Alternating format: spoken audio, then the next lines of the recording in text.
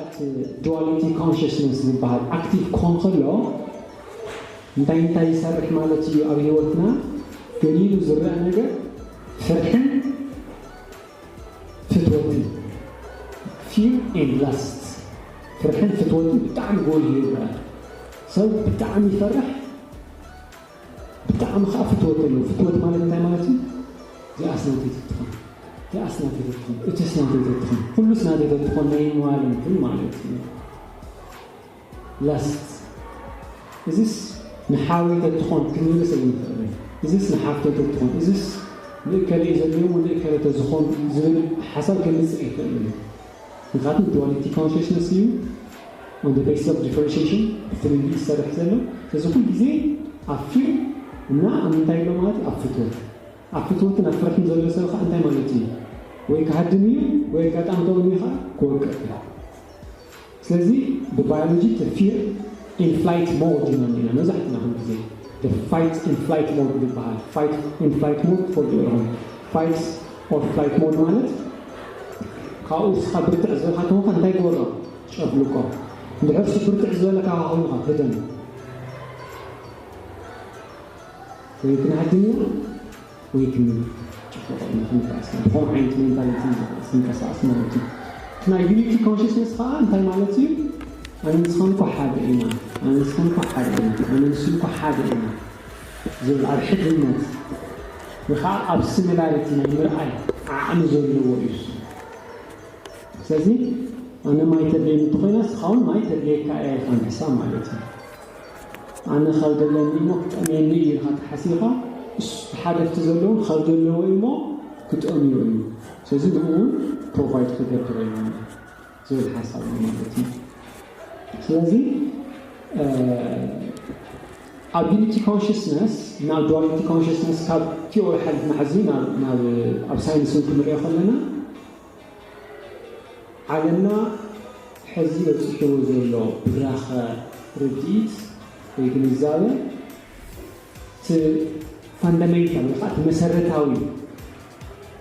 ናይ ህይወት መግለፂ ተባሂሉ ዝግለፅ ዱዋሊቲ ኮንሽስነስ ዝኾነ ዩኒቲ ኮንሽስነስ እዩ ካብ ፍልልናሲ ብካልእ ዘረባ እንታይ ማለት እዩ ካብ ዘፈላለዩና ነገራት ሓደ ዝገብሩና ነገራት ይወዝሕውን ነዊሕ ስር እውን ዘለዎ ብሳቶም እዩ ንኣብነት ኩላትና ኣብዛ ገዛ ዘለና ሳፍንጭ ኣለና ሳምባ ኣለና ኦክሲጅን ይደልዩና እዚ ሓደ ዝገበረና ሓቂቃ ሳምባና ፍንጫና ገለ ዘሎ ሓድነት እዩ ፍልሊኻ ናይቲ ሓደ ፍንጫ ስፍሕ ዝበለ ናይቲ ሓደ ፍንጫ ትርር ዝበለ ናይቲ ሓደ ጭምቕ ዝበለ ናይቲ ሓደ ጤሕ ዝበለ ናይቲ ሓደ ፍልልዩ እዩ ግን እቲ ፍልልዩ እንታይ እዩ ሱፐርፊሻል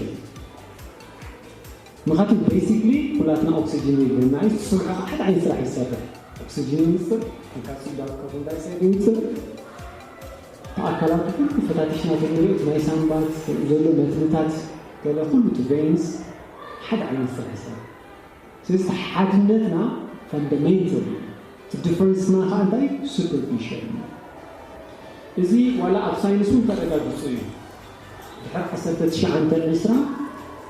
ኳንተም ፊዚክስ ዝብል ሳይንስ ምስ መፀ ኳንተም ፊዚክስ እንታይ የረጋግፁ ኩሉ ነገር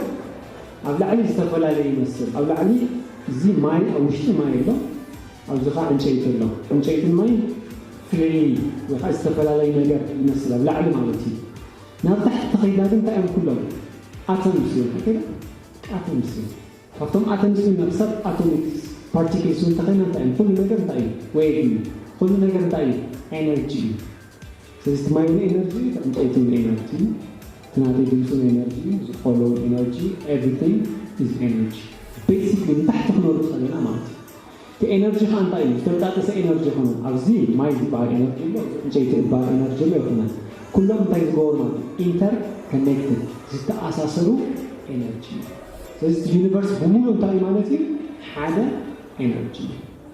ኳንተም ፊዚክስ ማለት ዘረጋገፁ እዚ እዩ ኢንታንግልመንት ኦፍ ፓርቲክልስ ኩሎም ነገራት ዝተኣሳሰሩ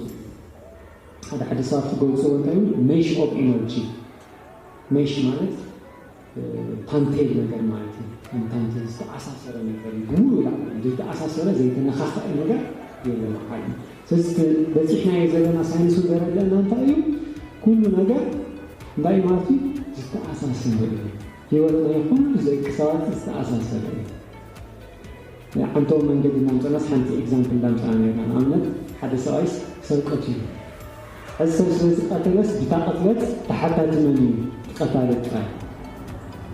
እስቲ ሰብኣይ ከመይ እዩ ነይሩ ውዕሉ ኢና ናይ ሰብኣይ ውዕሉ ተሪእና ግን ተሓታትስ ቦይናም ዘይኮነ ንርኢ ምክንያቱም ንግሆ ካብ ገዝኡ ክወፅእ ከሎ ምስ ሰበይቱ ተፃሪፉ ቁርሲ የዘንላቶ ለምን ተናዲዱ ይወፅኡ ድሓረ ታክሲ እውን ታክሲ ዝሰርሕ ሽፈር ይነወሎ ምስ ወያሉ ገለጋጭ ይወሎ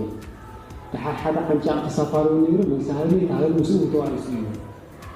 ድሓር ተኣኪቡ ውፅኢት ንዴት ተኣኪቡ ካብ ንግሆ ጀሚሩ ተኣኪቡ ድሓር ሓደ ሰብኣይ ዝኩላ ንዴት ተኣከብ ንዴት ማለት እዩ ዓምጭቕ ሓዲጉ ሰብኣይ ሞቱ ሕዚ መን ተሓታት እንተይልና ኩሎም በብንእሽተይ ተሓታት እዮም እታ ሰበይቱ ካብ ገዛ ዓንጫቕ ኢላ ዘባረረቶ እውን